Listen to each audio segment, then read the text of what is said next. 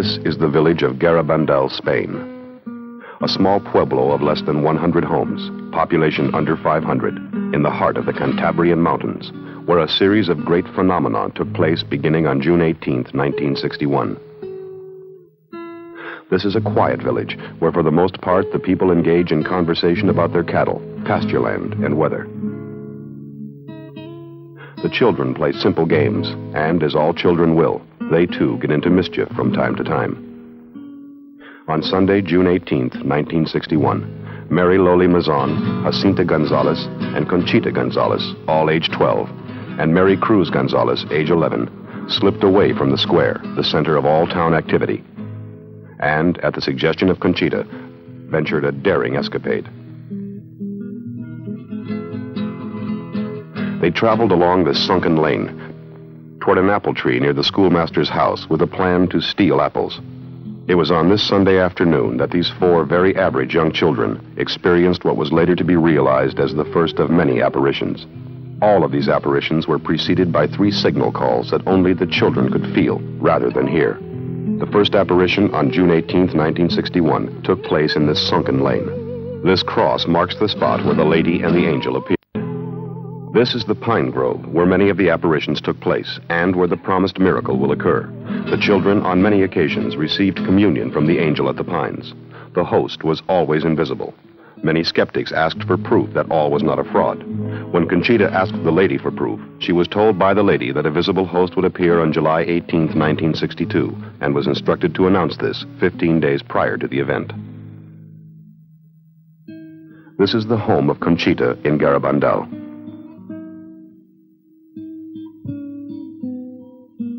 Her mother walks toward the spot where the miracle of the visible host took place. On July 18, 1962, before a large crowd, Conchita received communion, and the host became visible for all to see. This photo of the event was taken at night with only a flashlight for illumination.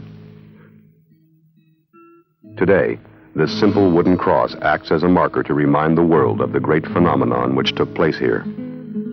This is Conchita Gonzalez with her mother and 2 brothers near their home in Garabandal today. As you can see, she is no longer a 12-year-old child. Conchita is a nurse who is dedicating her life to helping others and spreading the message of Garabandal, as she had been charged to do by the lady over 10 years ago. The following message was the first the children received on October 18, 1961. We must make many sacrifices, perform much penance, and visit the Blessed Sacrament frequently. But first, we must lead good lives. If we do not, a great chastisement will befall us. The cup is already filling up, and if we do not change, a great chastisement will come upon us. Recently, Conchita Gonzalez was in New York City working with Dr. Dominguez, specialist in internal medicine.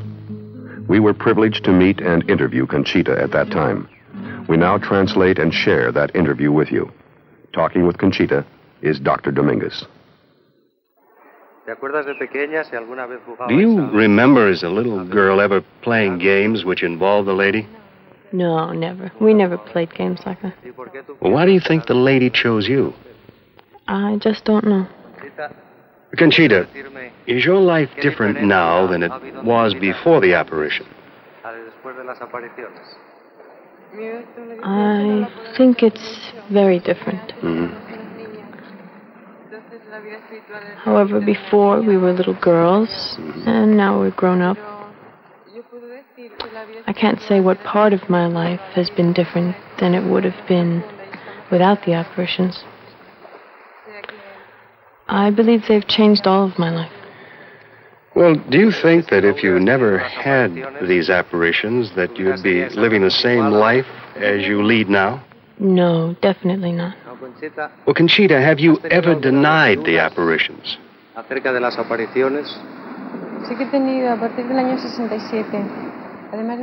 Yes, I had doubts in 1967 that were very real. In the morning, I was all right, believing in all the apparitions, everything. All of a sudden, I started to feel some doubts and was doubting for about 3 days, all except the signal calls. I went to the bishop and told him my doubts. And he told me that since I felt this way, I should not talk about the apparitions. After that, when people asked me about the apparitions, I told them I didn't like to talk about them. Sometimes I wanted very much to talk about the lady. But then since I had these doubts, I preferred not to. Then again, I thought if I did not talk, the lady would think I was a traitor to her. But I was afraid if I spoke about the apparitions, I might be doing something bad to the people because of my preceding doubts. So you see, I had all of these problems within me. Right. You know, I'd like to talk to you about the events in your little village of Garabandal in 1961. Now, do you remember what happened there on the 18th of June and what you were doing at that time?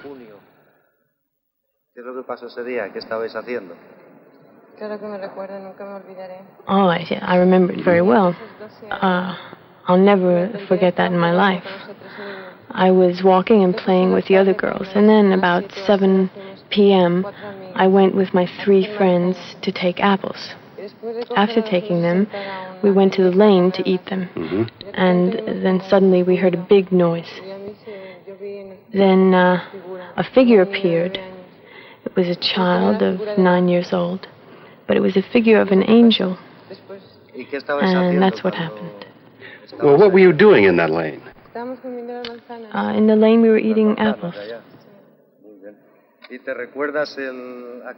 Can you describe the figure? It was a childlike face with a blue dress with wings, pink wings. Right.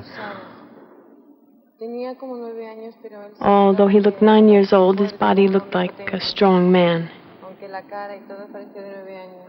He never spoke to us then. He just stood there and appeared to us. Well, did he come again? And then did he stay there? Or did he talk to you? Or didn't he talk to you? In the beginning, he was there for 3 days without saying anything. But he had a sign at his feet that said the 18th of October, 1961. The 18th of October? Yeah, yes. It was written in Roman letters, but we didn't understand the rest. One day, about the end of June, he told us that on the 2nd day of July we would see the lady. The 2nd of July? Yes, the lady came and explained the writing that we could not understand. She told us to tell the message to the people on October 18th, 1961. Can you tell us what that message was? We must make many sacrifices, perform much penance, and visit the Blessed Sacrament frequently. First, we must lead good lives. If we do not, a great chastisement will befall us. The cup is already filling up, and if we do not change, a very great chastisement will come upon us. And now, can you tell us if this message was it addressed to anyone in particular? The lady said the message was to be given to the whole world, not to anyone in particular.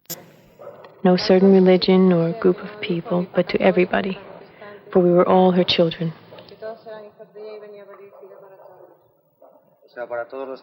So not just for people there in Spain or here in America or Russia? No, for everybody, everywhere. Well, do you remember what she looked like? She was more like a young girl of 18 or so, very beautiful. She came with a little boy at times. We thought it was the baby Jesus. She wore a white dress and a blue tunic. Her hair was long and brown. He told us the message, then started to talk to us like a mother with such great patience and love. She spoke to us about several people in particular before she left, saying that she would be back the next day.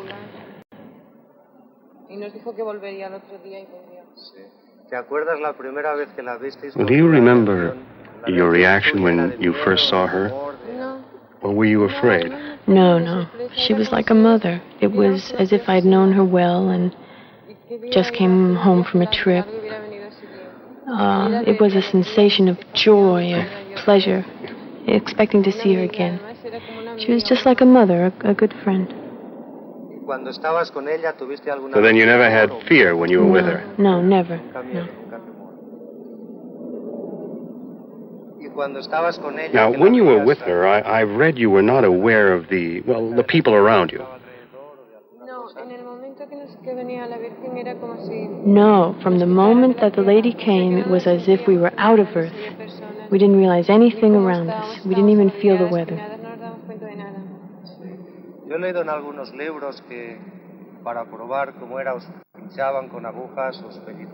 Well, some books say that they pricked you with needles. Now, do you remember that? No, we didn't feel anything when they stuck us with the needles.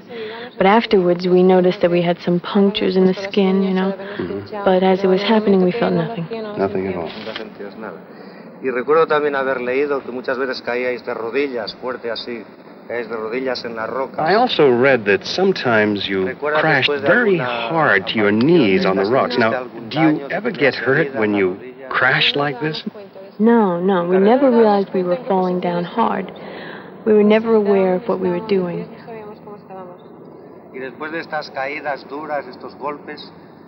Never any pain at all? No.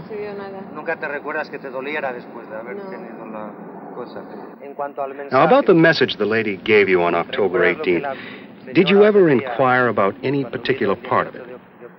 Well, the lady explained about the sacrifices, and she said that the sacrifices are to be remembered every moment of the day, as we are always in the presence of God.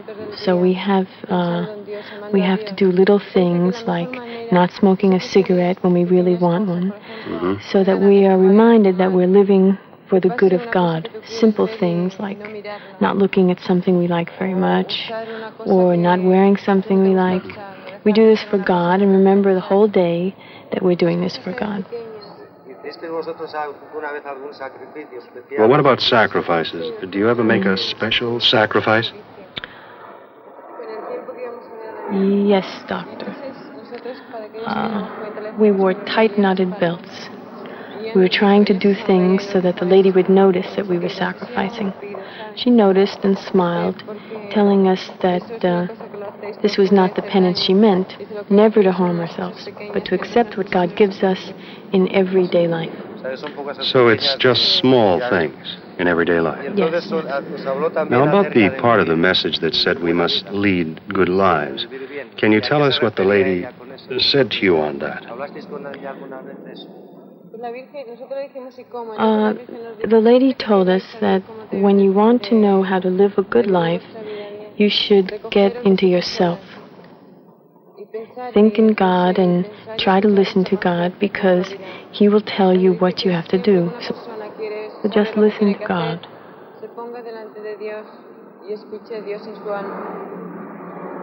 Is this the way you should lead a good life? Everybody can hear God if he listens. The explanation was not for us in particular, for no one in particular, but for everybody in the world. Other than personal messages, all others were for everybody. Now, about the warning. Well, this warning seems to preoccupy me. I'd like very much to know all I can about it, what it will consist of, and where will it occur.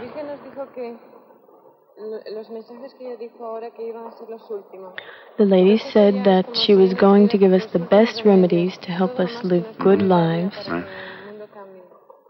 And this warning was for the whole world. It will be felt all over. Garabandal, America, the whole world. Will we all know it as a warning? Yes, everyone will see it. Feel it. You will feel alone in the world before your sins and all your miseries, and have a chance to amend your life. It will be a terrible feeling. You'll suffer terror, but without physical pain.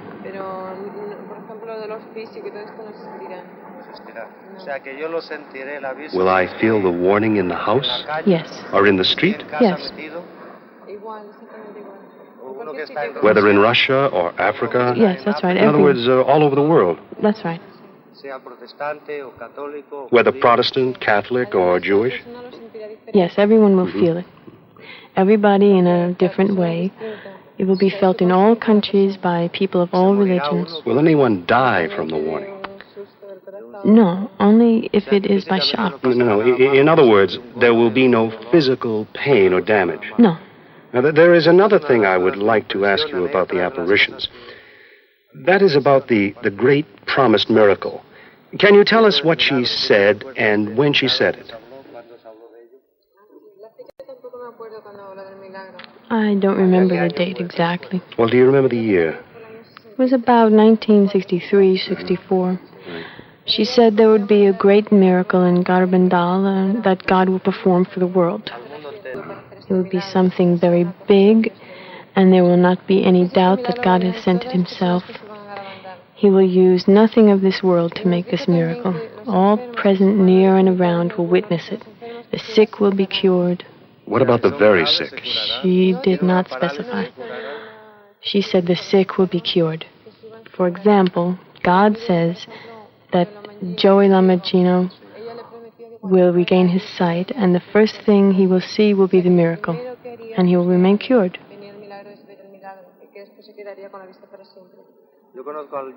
Now, I know Joey Lamagino from here in America.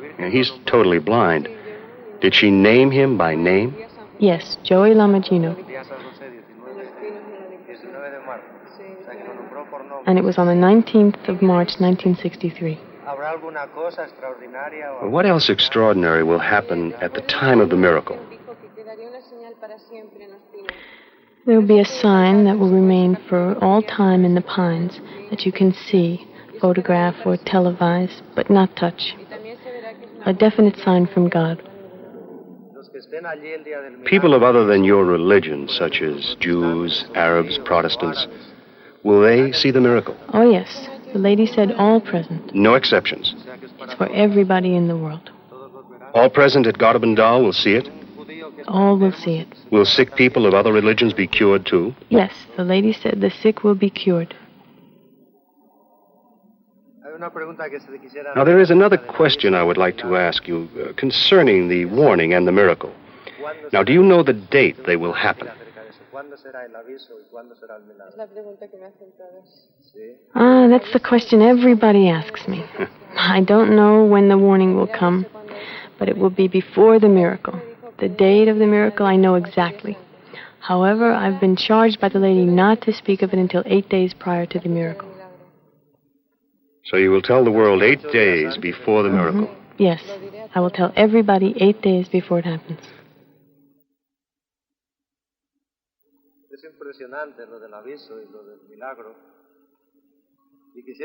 Well, this information about the warning and the miracle is impressive.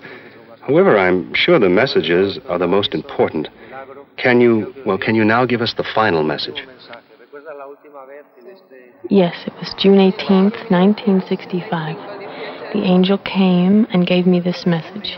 As my message of October 18th, 1961 has not been complied with and has not been made known to the world, I'm advising you that this is the last one. Before, the cup was filling up. Now it is flowing over. Many cardinals, many bishops, and many priests are on the road to perdition and are taking many souls with them. Less and less importance is being given to the Eucharist. You should turn the wrath of God away from yourselves by your efforts. If you ask his forgiveness with sincere hearts, he will pardon you. I, your mother, through the intercession of Saint Michael the Archangel, ask you to amend your lives. You are now receiving the last warnings. I love you very much and do not want your condemnation. Pray to us with sincerity and we will grant your request. You should make more sacrifices. Think about the passion of Jesus. The lady told us to pray the rosary. She also said she likes the proudest, the least, and that to be humble is the best thing. Did she ever say anything to you about obedience? She taught us how to pray the rosary every day with her and how to be obedient. For instance, she never let us come to the church when the bishop prohibited us from it, because sometimes the people in their excitement became uncontrollable and caused accidental damage to themselves and to the church.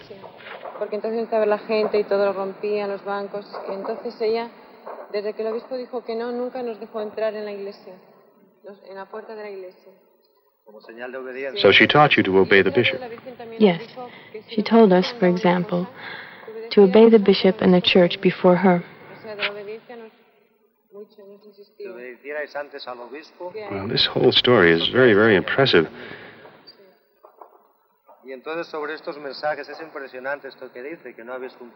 How do you think I can fulfill the message? And what must I do?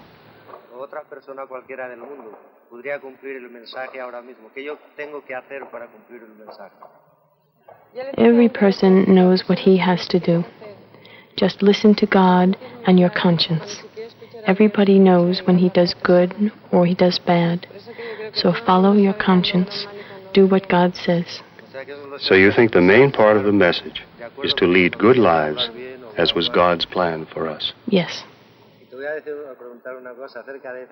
So now, Conchita, tell us what you're doing in accordance with what the lady told you.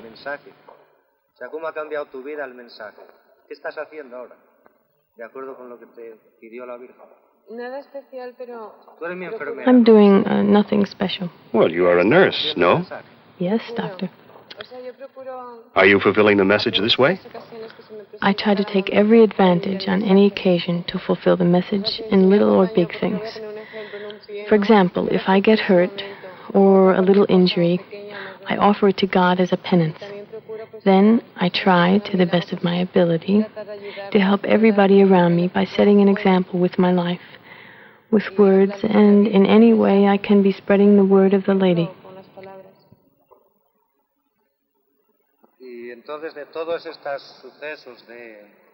After all that has happened in Garabandal, what are you doing now?